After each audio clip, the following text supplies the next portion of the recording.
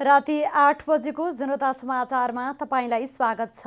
नमस्कार, म कालिका शिवाकोटी। नमस्कार, म अनिस्मा बस्नेत। सबैभन्दा पहिले प्रमुख समाचार। विविध कार्यक्रमका साथ संविधान दिवस मनाइयो। राष्ट्रिय एकता, स्वाधीनता र आत्मसम्मानको अभिवृद्धि गर्न मद्दत पुग्ने नेताहरूको विश्वास। संघीयताको औचित्य पुष्टि भइसकेको सरकारी दाबी, स्रोत साधनमा भने केही समस्या भएको स्वीकार। कोरोनाबाट मृत्यु हुनेको संख्या 400 नाग्यो। आज थप 11 जनाको मृत्यु। सक्रिय संक्रमितको संख्या 17,000 बढी। राष्ट्रपतिको राजीनामा माग गर्दै बेलारुसमा 6 सातादेखि प्रदर्शन। उच्च सतर्कतामा बस्न सेनालाई राष्ट्रपतिको निर्देशन। र नेपाल क्रिकेट संज्ञानद्वारा असोज 6 गते कार्य समितिको बैठक आह्वान।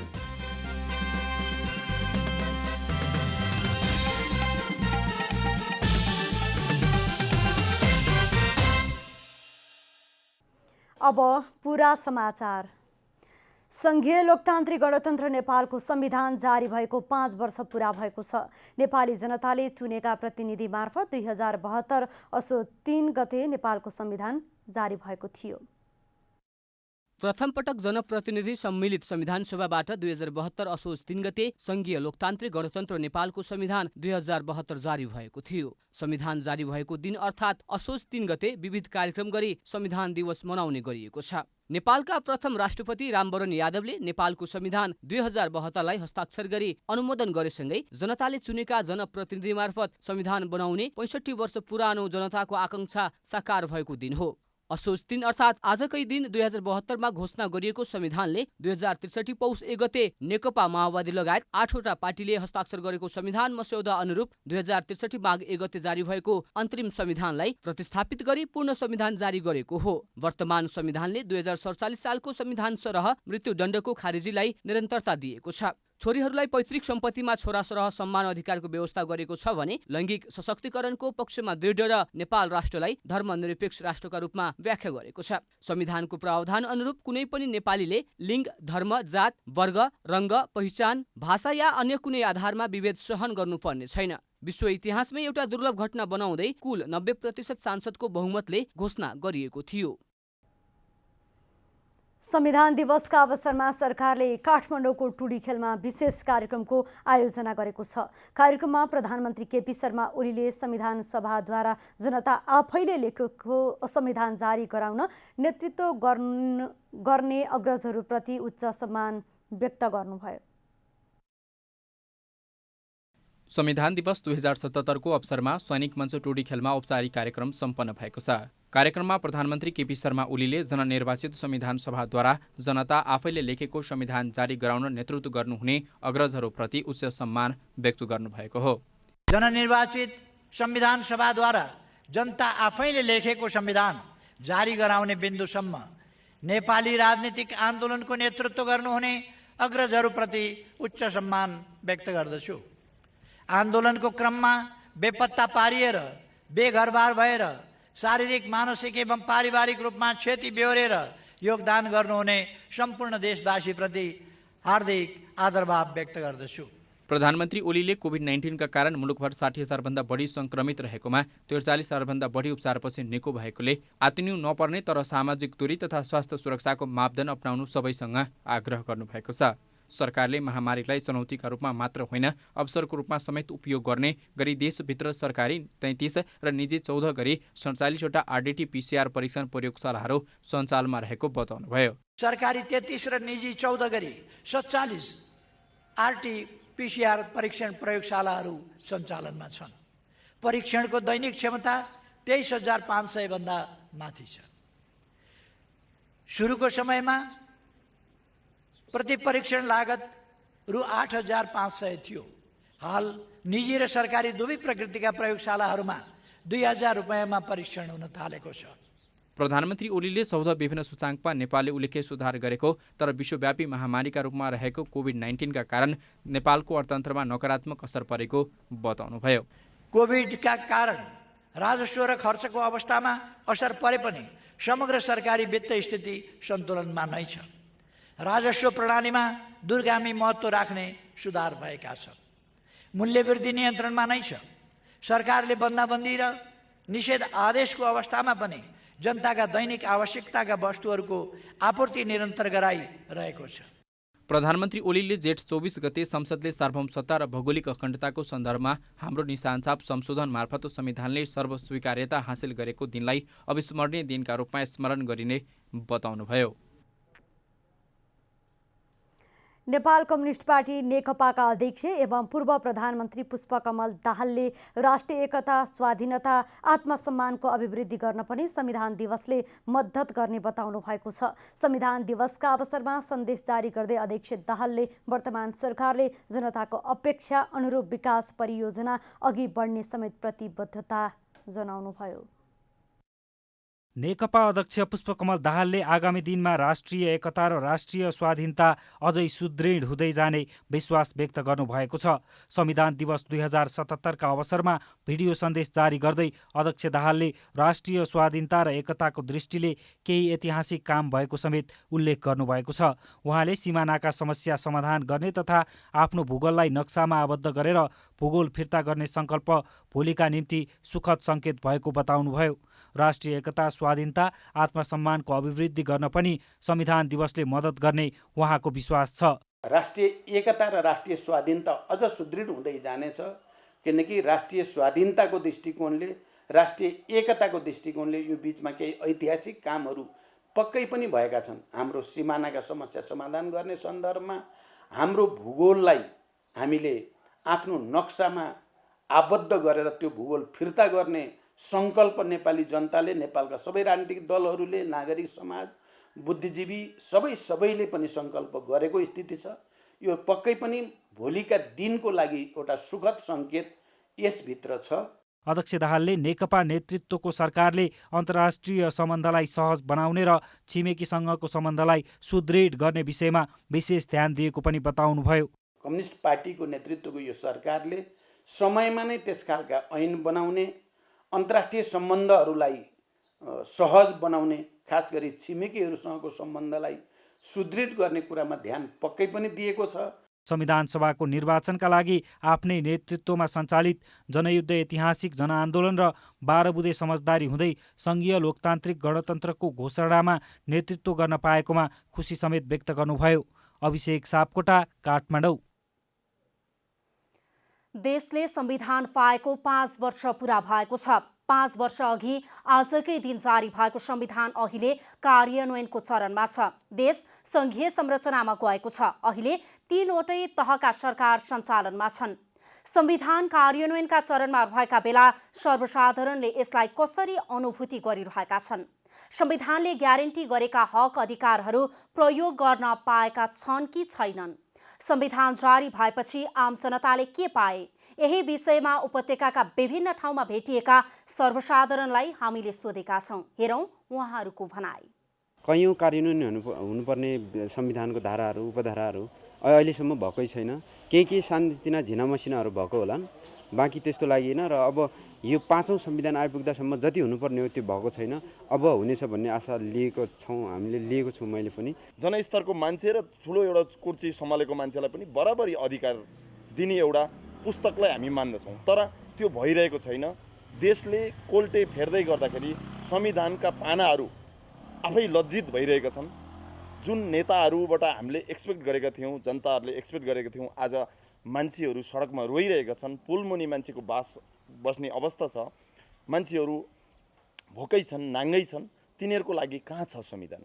संविधानमा त अन्याय गर्नेहरूलाई, अन्यायमा परेकाहरूलाई न्याय दिने, अनि त्यसपछि गरिब जनताहरूलाई जो गरिब छन् उनलाई चाहिँ माथि उठाउने भनेर यो नियमहरू त थुप्रो संविधानमा लेखिएको छ नि, तर खोइ कार्यान्वयन भएको त मैले देखेको छैन अहिलेसम्म। र संविधान र कानुनले कोही चाहिँ भिआइपी तरिकाले सलामी खानुपर्ने, जुन भोट हालेको जनता र कर तिरेको जनता बाटोमा बसेर भात खानुपर्ने, र कोही चाहिँ भिआइपी तिनै जनताले कर र भोट तिरेको दिएर चाहिँ भिआइपी भएकाहरू चाहिँ आलिसान हिसाबले चिल्लो गाडीमा बस्नुपर्ने, यो संविधानबाट यो व्यवस्था हटाइनुपर्छ। संविधान दिवस मनाउँदाखेरि बाटोमा छेकेर, नागरिकलाई छेकेर, बाटो बन्द गरेर मनाएको संविधान दिवसको अर्थ चाहिँ हुँदैन। त्यही भएर संविधान चाहिँ जनमुखी हुन आवश्यक छ। एकजना गर्भवती महिला जो चाहिँ बेवारिसै हुनुहुन्थ्यो, उहाँलाई चाहिँ मैले खाना पस्किँदै गर्दाखेरि एकजना पुलिस प्रहरी मित्रले चाहिँ आएर उहाँलाई उठाउन लगाइयो। अनि मैले भने प्रति प्रश्न गरेँ, सर उहाँ खाना खाँदै हुनुहुन्छ, गर्भवती हुनुहुँदो रहेछ भन्दाखेरि चाहिँ खानाको मतलब भएन सवार के अरे तपाईँको हाम्रो चाहिँ सवार हुँदैछ, भिआइपी सवार हुँदैछ भनेपछि संविधानले दिएको यही हो त, संविधानको अभिभावक त यही हो, उहाँले गर्नुपर्ने त्यही हो। 3 तहको शासन व्यवस्था आयो, संविधानले गाउँ गाउँमा संविधान पुर्यायो, तर संविधान गाउँको संविधान भन्दैमा फोन लाग्दैन। खोइ गाउँको संविधान त्यही हो, बाटो पुगेको छैन, खोइ त्यही संविधानले न्याय कानुन दिएको हो। संविधान सबैका लागि समानता हुन्छ कि विभेद हुन्छ? आज जुन संविधान भएको छ, जुन नातावाद कृपावाद भइरहेको छ, हरेक जात धर्म भइरहेको छ, आफन्त बढी चलिरहेको संविधानमा चाहिँ त्यो बढी चलिरहेको छ। त्यो नै म एकदमै त्योमा चाहिँ मलाई दुखी लागेको छ संविधान दिवसको। यता जनता समाजवादी पार्टी नेपालले भने संविधान दिवसलाई कालो दिवसको रूपमा मनाएको छ। पश्चिम नवलपरासीको परासी सदरमुकाममा पार्टीले कालो दिवस तथा विरोध प्रदर्शन गरेको हो। जसपा नेपालले संविधान संशोधन, सरकारको विरोध र निलम्बित सांसद रेशम चौधरीको रिहाईको माग गर्दै विरोध प्रदर्शन गरेको छ। मधेसी, आदिवासी, जनजाति, दलित र थारू लगायतको अधिकार सुनिश्चित गर्नका लागि संविधान संशोधन गर्न विरोध गरेको जसपा नेपालले जनाएको छ। परासीको हाटबजारदेखि निकालिएको विरोध प्रदर्शन र्याली सदरमुकामको मुख्य चोक बुद्ध चोकमा गएर कोट सभामा सम्पन्न भएको छ। सरकारले स्रोत साधनमा केही समस्या भए पनि कानुनी, प्रशासनिक र वित्तीय पाटोबाट संहिता स्थापित भइसकेको बताएको छ। कोभिडको सङ्कटका बेला संहिताको औचित्य पुष्टि भइसकेको सरकारी दाबी छ। परराष्ट्र मन्त्री प्रदीप गेवालीले स्रोत साधनले केही समस्या भए पनि कानुनी, प्रशासनिक र वित्तीय पाटोबाट संहिता व्यवस्थित ढङ्गले स्थापित भइसकेको बताउनु भएको छ। 5औं संविधान दिवसका अवसरमा नेपाल कानुन समाजले आयोजना गरेको भर्चुअल छलफलमा मन्त्री गेवालीले कर्मचारी अभाव र स्रोत साधन नपुग्ने समस्या भए पनि वित्तीय, प्रशासनिक र कानुनी हिसाबले संहिता स्थापना भइसकेको बताउनु भएको हो। प्रशासनिक संयन्त्र केन्द्रीकृत प्रशासनको ढाँचाबाट आएकाले स्थानीय तहमा केही समस्या भए पनि अहिले कोरोना सङ्कटका बेला संहिताको औचित्य पुष्टि भएको गेवालीको भनाइ छ। कोरोनाको सङ्कटको बेलामा संहिताको औचित्य जबरजस्त ढङ्गले पुष्टि भएको छ। यदि हामीसँग प्रदेश सरकारहरू हुँदैन थिए भने, यदि हामीसँग स्थानीय सरकारहरू हुँदैन थिए र तिनीहरूले फ्रन्ट लाइनमा रहेर लडाइँ लडेका हुँदैन थिए भने हामीले कोरोनाको महामारीबाट नागरिकलाई यति हदसम्म सुरक्षित गर्न सक्ने थिएनौँ। पूर्व प्रधान न्यायाधीश कल्याण श्रेष्ठले संविधान लेख्नु आफैमा उपलब्धि भए पनि त्यसमा लेखिएको कुराहरूको कार्यान्वयन महत्त्वपूर्ण बाटो भएको बताउनुभयो। संविधानमा लेखिएका कुरालाई नै प्राप्त गर्यो। लेखिएका कुराहरू शब्दमा छन् र अब अर्थमा हामीले हेरेर खोज्नुपर्ने चाहिँ के भन्छ भने प्राप्तस्य प्राप्ति, पाएकै चिजलाई फेरि पुनः प्राप्ति। शब्दमा पायौँ, अब अर्थमा यसको ब्रह्म पत्ता लगाउने कामहरू गर्नुपर्ने छ। लोकसेवा आयोग निजामती सेवा ऐन, नागरिकता ऐन समयमै नआउँदा समस्या भएको बताउँदै नेपाली कङ्ग्रेसका नेता राधेश्याम अधिकारीले संसदले आफ्नो प्राथमिकतामा राखेर यी ऐनहरूलाई अगाडि बढाउनु पर्नेमा जोड दिनुभयो। अरूमा जेसुकै भए पनि कर्मचारी भर्नाका सम्बन्धमा प्रदेशलाई पनि अधिकार दिने भनेर प्रदेश लोकसेवा आयोग बनाइयो। अब तर प्रदेश लोकसेवा आयोगले काम गर्नको निम्ति यी सबै कानुनहरू पास नगरिदिएको कारणले गर्दाखेरि तिनीहरू अल्पत्र परेका छन्। राजनीतिक दलहरूले संवैधानिक आयोगमा गर्ने नियुक्तिले जनतामा चरम निराशा छाएको संविधानविदहरूको भनाइ छ। पार्टीहरूको नेगोसिएसनमा कन्स्टिट्युसन बडीमा लगेर कम्पिटेन्ट मान्छेलाई र उपयुक्त मान्छेलाई यो ठाउँमा राखौँ भनेर जनताले पनि एप्रिसिएट गर्ने उसमा छोडेर पार्टीले, पार्टीका नेताहरूले आफू अनुकूलको मान्छेहरू त्यहाँ नियुक्त गर्ने किसिमको एउटा आभास जुन मेसेज जुन जनतामा गइरहेको छ। प्रथम पटक जनप्रतिनिधि सम्मिलित संविधान सभाबाट 2072 असोज 3 गते संघीय लोकतान्त्रिक गणतन्त्र नेपालको संविधान 2072 जारी भएको थियो। संविधान जारी भएको दिन अर्थात् असोज 3 गते विविध कार्यक्रम गरी संविधान दिवस मनाउने गरिएको छ। नेपालमा कोरोना भाइरसबाट मृत्यु हुनेको संख्या 400 नाघेको छ। आज थप 11 जनाको मृत्यु भएसँगै कोरोनाबाट मृत्यु हुनेको संख्या 401 पुगेको हो। स्वास्थ्य तथा जनसङ्ख्या मन्त्रालयका अनुसार 7 महिला र 4 जना पुरुषको कोरोनाबाट मृत्यु भएको छ। मोरङमा 65 वर्षीय, रौतहटमा 51 वर्षीय, सर्लाहीमा 56 वर्षीय तथा ललितपुरमा 76 र 68 वर्षीय महिलाको कोरोनाबाट मृत्यु भएको छ। यस्तै काठमाडौँमा 77 र मकवानपुरमा 37 वर्षीय महिला गरी 7 जना महिलाको कोरोनाबाट मृत्यु भएको मन्त्रालयले जनाएको छ। त्यसैगरी ललितपुरमा 60 वर्षीय, काठमाडौँमा 75 वर्षीय, रूपन्देहीमा 69 वर्षीय र बाँकेमा 45 वर्षीय पुरुष गरी 4 जनाको मृत्यु भएको छ। आज देशभर 1204 जना नयाँ कोरोना भाइरसका संक्रमित थपिएका छन्। 10,333 PCR परीक्षण भएकोमा 408 जना महिला र 796 जना पुरुषमा संक्रमण देखिएको हो। काठमाडौँमा 570, ललितपुरमा 58 र भक्तपुरमा 83 जना संक्रमित थपिएका छन्।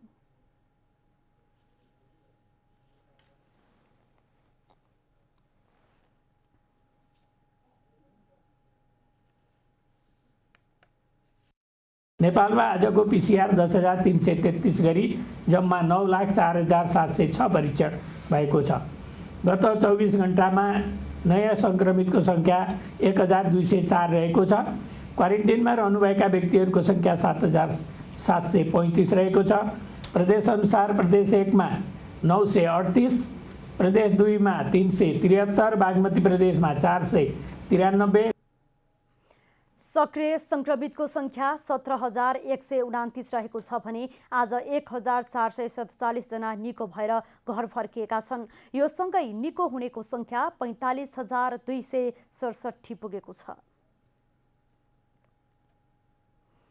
नेपाल विद्युत प्राधिकरणको 4 वर्षे कार्यकाल पूरा गरेर अवकाश पाउनुभएका कुलमान घिसिङको पुनर्नियुक्तिको माग गर्दै आज पनि विभिन्न ठाउँमा प्रदर्शन भएका छन्। विभिन्न प्लेकार्ड सहित आएका प्रदर्शनकारीहरूले घिसिङले नेपाललाई लोडसेडिङ मुक्त र प्राधिकरणलाई नाफामा लगेको पुनः कार्यकारी निर्देशक बनाउनु पर्ने माग राखेका छन्।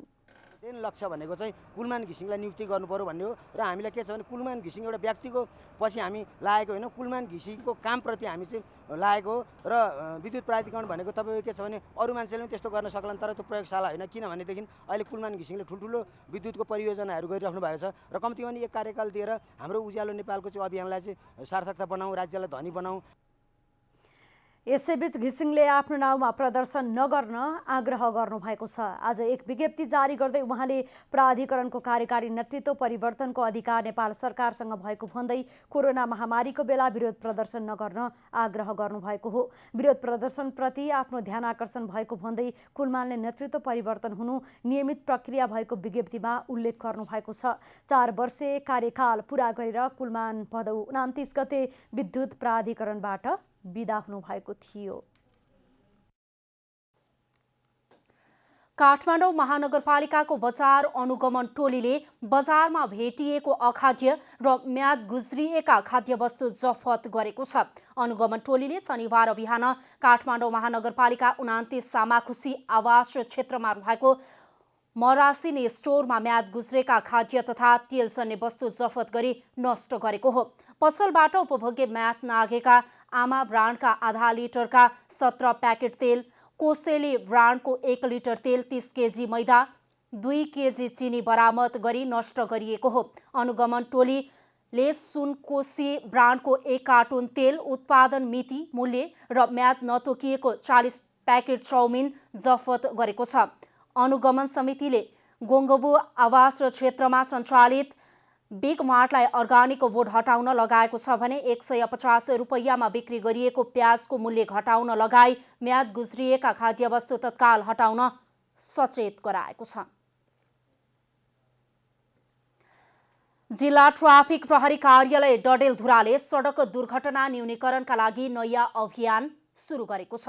आफ्नो सेवालाई थप प्रभावकारी गराउनका लागि सवारी चालकलाई नमस्कार गर्दै चालकलाई ट्राफिक नियम पालना गराउन, नम्र बोलीले सम्झाउने र नियम उल्लङ्घन गरे कडा कारवाही गरिने रणनीति अपनाएको हो।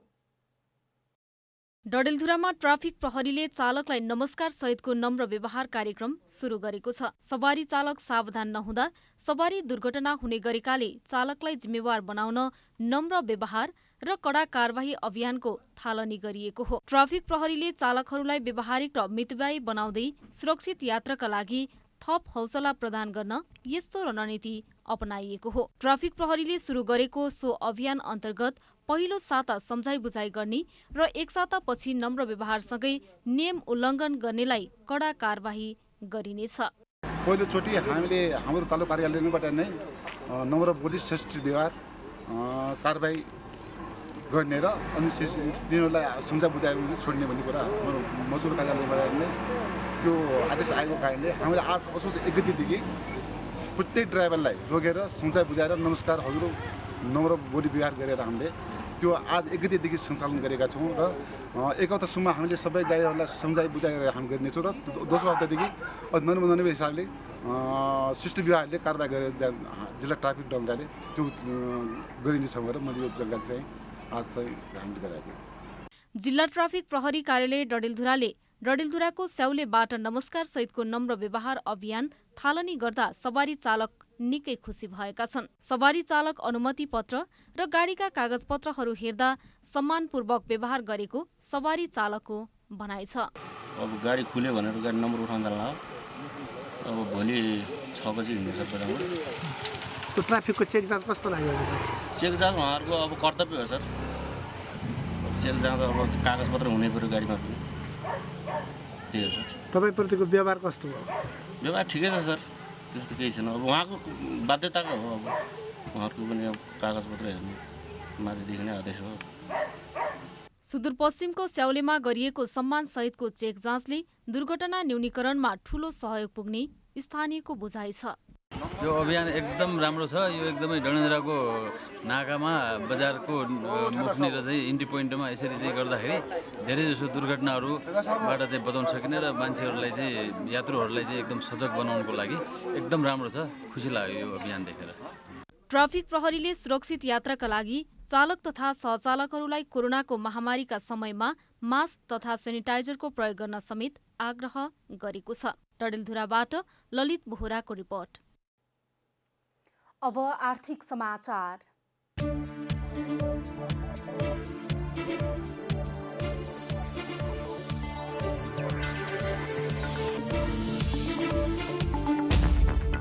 संघीय सरकारको पहलमा सैनामैना नगरपालिकामा बनाउन लागि औद्योगिक ग्रामको विस्तृत परियोजना प्रतिवेदन डीपीआर निर्माण सम्पन्न भएको छ। सैनामैना नगरपालिकाको वडा नम्बर 7 लम्टैयामा 32 बिघा क्षेत्रमा औद्योगिक ग्रामको डीपीआर निर्माणको काम सम्पन्न भएसँगै अब औद्योगिक ग्राम निर्माणको काम तीव्र रूपमा हुने सैनामैना नगरपालिकाले जनाएको छ।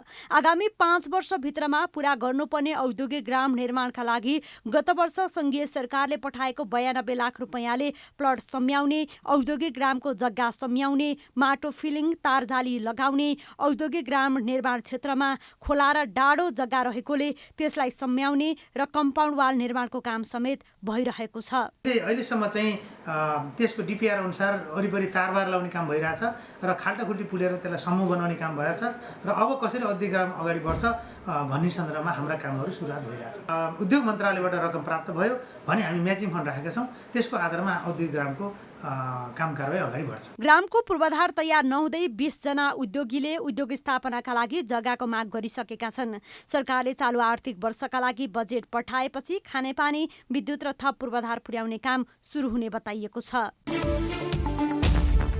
कोरोना महामारी नियन्त्रणका लागि जारी गरेको लकडाउनका कारण पोखराको फेवाताल किनार से बगरबाट सारङकोट जोड्ने केबल कार निर्माणको काम लम्बिएको छ। वैशाख महिना अघि नै निर्माण सम्पन्न गर्ने योजना रहे पनि 2275 मिटर लामो अन्नपूर्ण केबल कार निर्माणको काम लकडाउनका कारण पछाडि धकेलिएको हो। लकडाउनका कारण जापानबाट आउनुपर्ने प्राविधिक टोली नआएका कारण केबल कारको केही काम रोकिएको हो। जापानिज प्राविधिकहरू जापानबाट आउन नपाएको हुँदा हामीले चाहिँ भनेको बेलामा प्रोजेक्ट कम्प्लिट हुन सकेन। हाम्रो प्रोजेक्ट अब ठ्याक्कै भन्नुपर्दा अहिले नै सञ्चालन हुन्छ भनेर अहिले पनि हामी भन्न सक्ने अवस्थामा छैनौँ। केबल कारमा प्रति घण्टा 600 जनाले यात्रा गर्न सक्छन्। 36वटा गन्डोला राख्ने डिजाइन भए पनि तत्कालका लागि 17वटा यात्रु बोक्ने र एउटा सामान बोक्ने डिब्बा जडान हुनेछ। सुरुमा 1 अर्बमा निर्माण सम्पन्न गर्ने लक्ष्य लिएको भए तापनि समयमै काम सम्पन्न नहुँदा निर्माण लागत बढेर 1.5 अर्ब पुग्ने अनुमान गरिएको छ।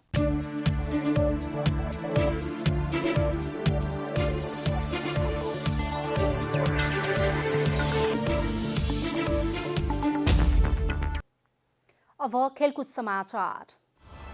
खेलकुद समाचारको साथमा Manaslu World College, Chaba Hill Chuche Party, a home for future leaders.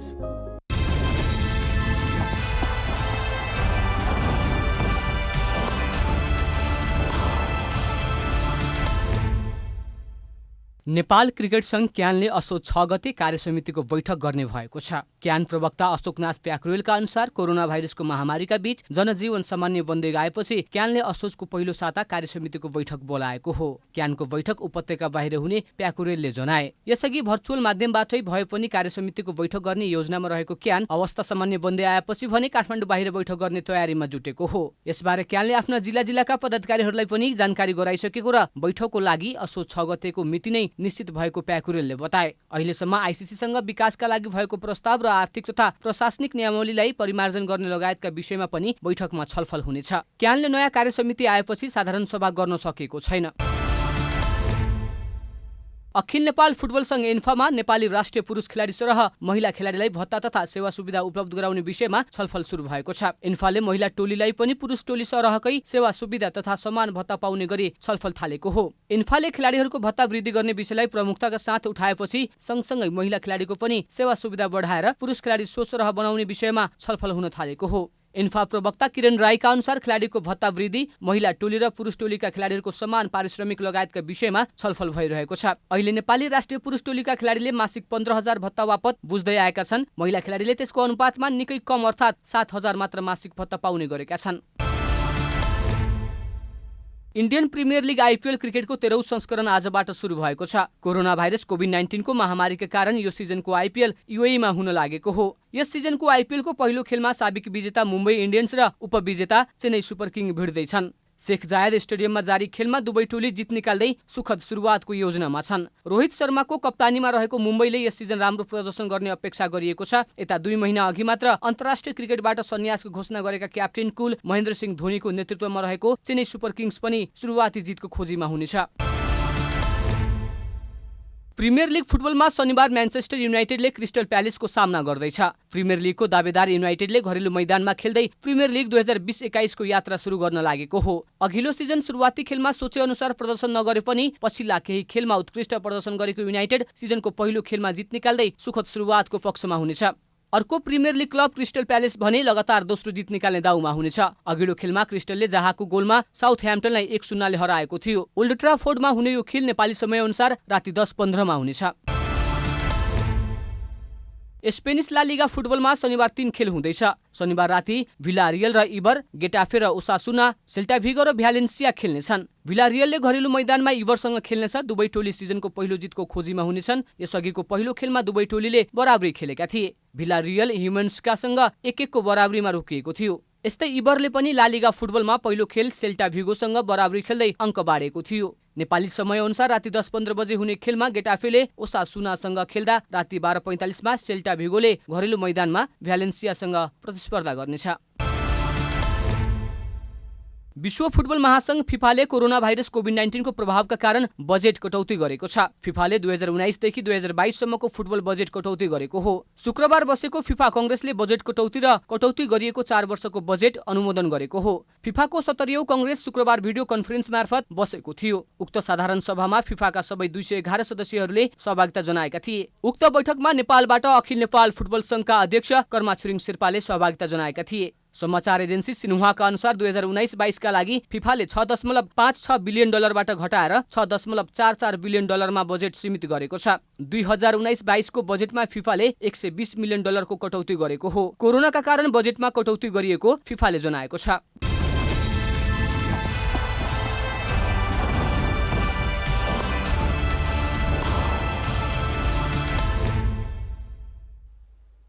अब मौसम समाचार।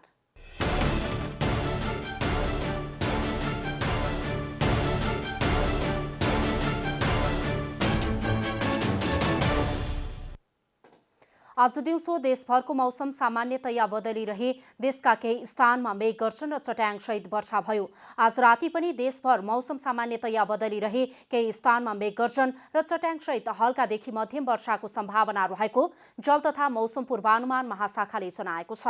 अब देशभरिका विभिन्न स्थानको मौसम सम्बन्धी थप विवरण।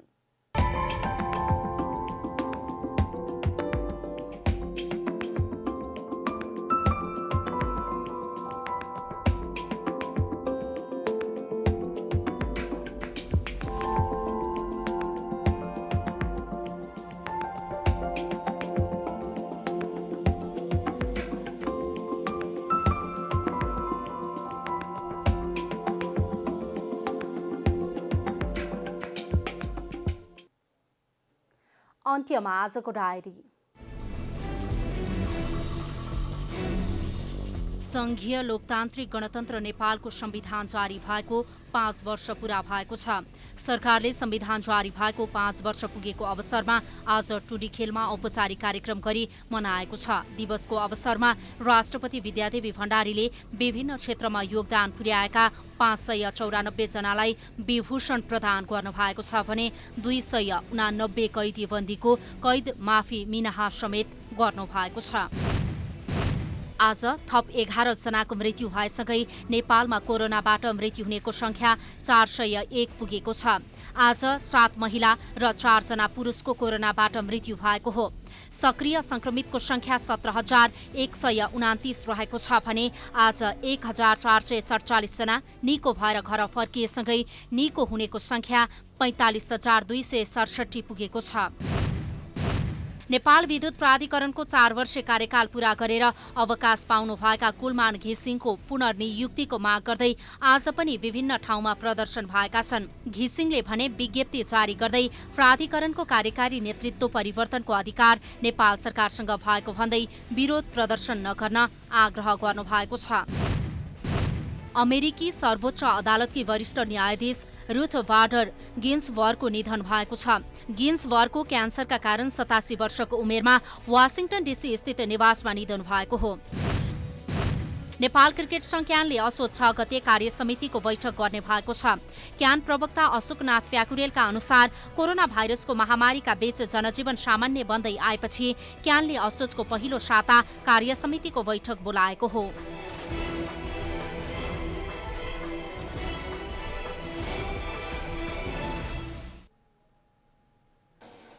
जनता समाचार अहिलेलाई यति नै। जनताद्वारा जनताका लागि प्रसारित जनता टेलिभिजनका कार्यक्रमहरू युट्युब, ट्विटर, फेसबुक र हाम्रो वेबसाइट जनतासमाचार.com मा पनि पढ्न र हेर्न सक्नुहुनेछ। सूचनामा तपाईको सहभागिता, समयमा समाचार हाम्रो प्रतिबद्धता। कोरोना भाइरसको संक्रमणबाट बच्न नियमित रूपमा हात धौँ, भिडभाडबाट टाढै रहौँ। नमस्कार।